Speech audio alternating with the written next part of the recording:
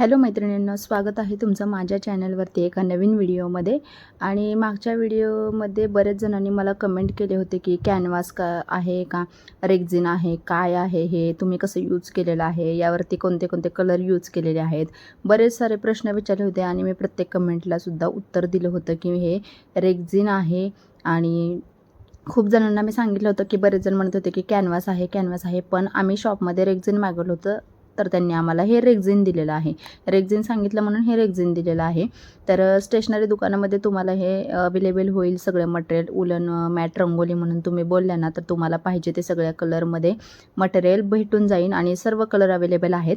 आणि मागच्या एका व्हिडिओमध्ये मला विचारलं होतं की तुम्ही ब्लॅक कलर कसा यूज केला आहे, तर मी आत्तापर्यंत कोणत्याही व्हिडिओमध्ये ब्लॅक कलरची उलन वापरलेली नाही आहे. आणि ते बऱ्याच वेळेला असं दिसतं, डार्क ग्रीन कलर असेल तर तो ब्लॅक दिसतो, किंवा नेव्ही ब्ल्यू कलर असेल तर तो ब्लॅक दिसतो. त्यामुळे तुम्हाला तसं वाटलं असेल की मी ब्लॅक कलर यूज केलेला आहे. मी पुन्हा हा व्हिडिओ घेऊन आलेला आहे. मागचा जो व्हिडिओ बनवला होता चौरंग आसनचा त्यामध्ये वेगळे कलर यूज केलेले होते, म्हणजे येल्लो आणि रेड कलर यूज केला होता. पण आपल्याला आता बघायला भेटते की खूप साऱ्या कलरमध्ये हे आसन आलेले आहेत. म्हणून म्हटलं अंगारकी चतुर्थीच्या निमित्ताने चौरंगावरती नवीन आसन बनवून घेऊया, आणि ते पण नवीन कलरमध्ये.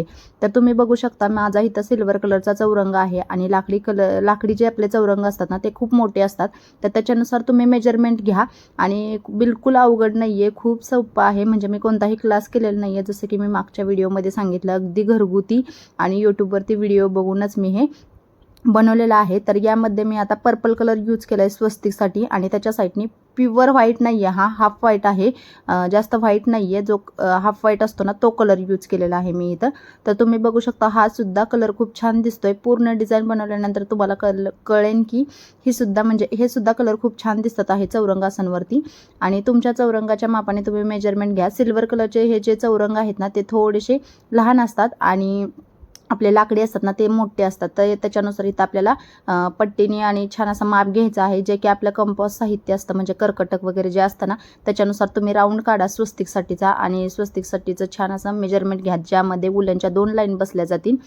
अशा पद्धतीने घ्या. त्याच्यानंतर तुम्ही अंदाजे इथं हे डॉट बनवू शकता. आता माझं एक कमी जास्त झाले ते मी लास्टला कवर करून घेणार आहे. अगोदर जे कलर आहेत ना ते पूर्ण भरून घ्यायच्यात आपल्याला. मशीन छान अशी गरम करून घ्यायची आहे, तरच त्यातून ग्लू येणार आहे. जर तुम्ही मशीन गरम नाही झाली आणि प्रेस केलं ना जोरात, तर ते हँडल तुटण्याची शक्यता आहे. कारण ही मशीन प्लास्टिकमध्ये आहे आणि हँडलसुद्धा प्लास्टिकचं आहे. जर तुम्ही त्याला जोरात प्रेस केलं तर तुटला जाणार आहे. त्यामुळं तुम्ही व्यवस्थित अगोदर मशीन गरम करून घ्या. मशीन गरम झाल्यानंतर ग्लू ऑटोमॅटिक पडणार आहे.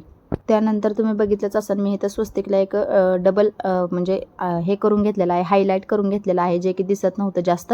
आणि इथं छान असे डॉटसुद्धा मी पुन्हा एकदा लावून घेतलेले आहेत. त्याच्यानंतर आपल्याला साईडनी बेबी पिंक कलर यूज करायचा आहे.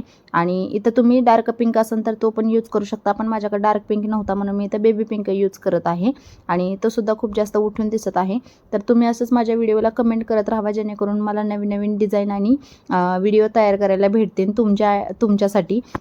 आणि मला आता सध्या वेळच नाही आहे, त्यामुळं मला हे व्हिडिओ बनवायलासुद्धा भेटत नव्हते. पण खूप मागच्या व्हिडिओला खूप जास्त कमेंट आल्या होत्या की मटेरियलसाठी, किंवा तुम्ही काय पेपर यूज केला आहे, मेजरमेंट कसं घेतलं आहे, ताटावरचं कसं बनवलं, किंवा चौरंगावरचं कसं बनवलेलं आहे. परत समईच्या डिझाईनसुद्धा मी बनवलेल्या होत्या. तर त्यासाठीसुद्धा खूप जणांनी मला कमेंट केलं होतं. तर मागच्या व्हिडिओमध्ये मी अगोदर मटेरियलची माहिती दिलेली होती, तो व्हिडिओ तुम्ही बघून घ्या. त्याच्यानंतर आपले 2-3 व्हिडिओ आले होते, ज्यामध्ये मी समईचे आसन आणि चौरंगावरची डिझाईन किंवा ताटावरची डिझाईन असं बनवून घेतलं होतं. तर ह्यामध्ये मी चौरंगावरच्या डिझाईनमध्ये नवीन कलरचं हे बनवत आहे आसन. तर तुम्हीसुद्धा हे बनवू शकता. आणि शेवटपर्यंत हा व्हिडिओ बघा आणि कमेंट करत राहा जर तुम्हाला आवडला असेल, किंवा तुमचे कोणतेही प्रश्न असतील तर तुम्ही ह्या व्हिडिओमध्ये कमेंट करा. नेक्स्ट टाईम मी तो व्हिडिओ बनवायचा नक्की प्रयत्न करेन लवकरात लवकर. तर तुम्ही लास्टपर्यंत हा व्हिडिओ बघा आणि कसा वाटतोय तो नक्की कमेंट करत जावा.